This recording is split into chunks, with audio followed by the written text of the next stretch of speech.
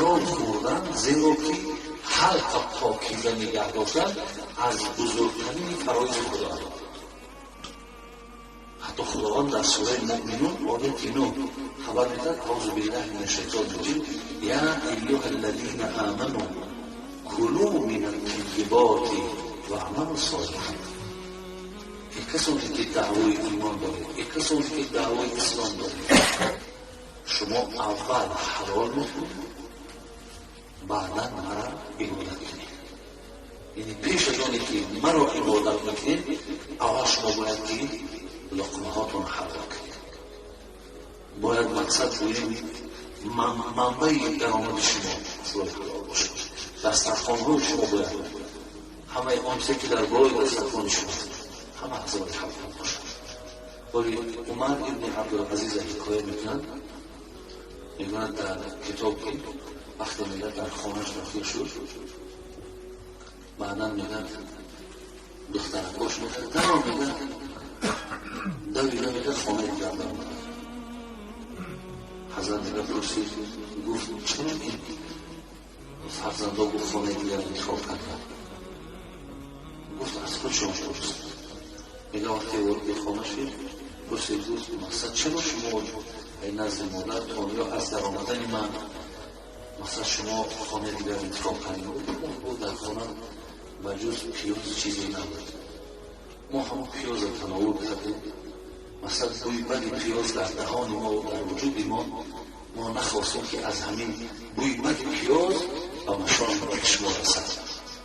میگه این حضرت هم به طرف ما گشت و گفت فرزندای عزیز، مقصد من هیچ وقت برای شما از راهی که حلال کرده خداست دسترخوان‌های شما را رنگ و برنگ نمیکنیم و فردا از پشتی که این عمل رو پیشگاه پروردگار رو در عذاب کشان یا شرمسار باشیم یا حرفی داده باشیم.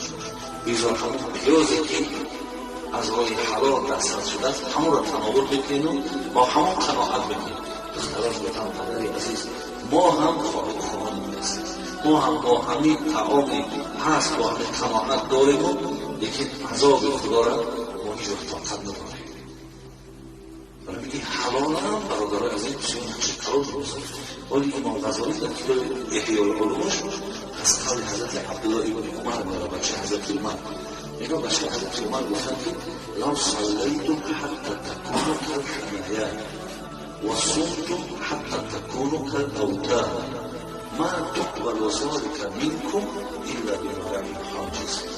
اگر شما آنقدر نماز کنید که مثل موسیقی‌ها خم زدید گذرا شدید، آنقدر روزه بدارید که مثل ریشه دارید باریک شوید، خداوند از شما یک قبول نمی‌سازد تا زمانی که شما اهل تقوا باشید، اهل راه حق درست باشید، خداوند شما یک قبول نمی‌کند.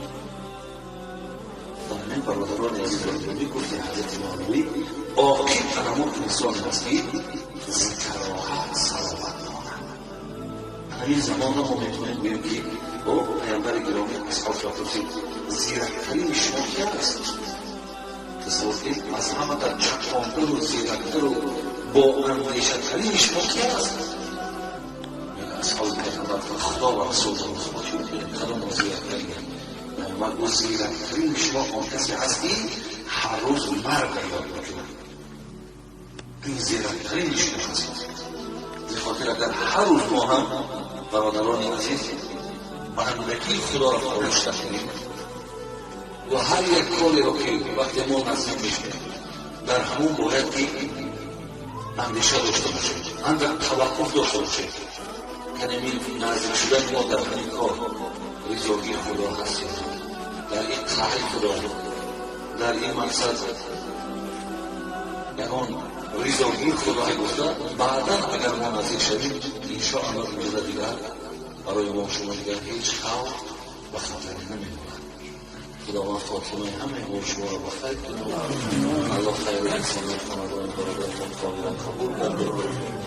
خدا کند که ما را هم همگی ما را هم این گناه توفیق و این گونه محبت هم نصیب کنه که ما هم دیگر برادرای مسلمان را جمع کرده و برادرای مسلمان یک لحظه هم که باشد نام خدا و رسول برای نصیحت ربنا آتنا فی الدنیا حسنه و فی الاخرة حسنه و قنا عذاب النار و من خدا خیر یافت رحمت شما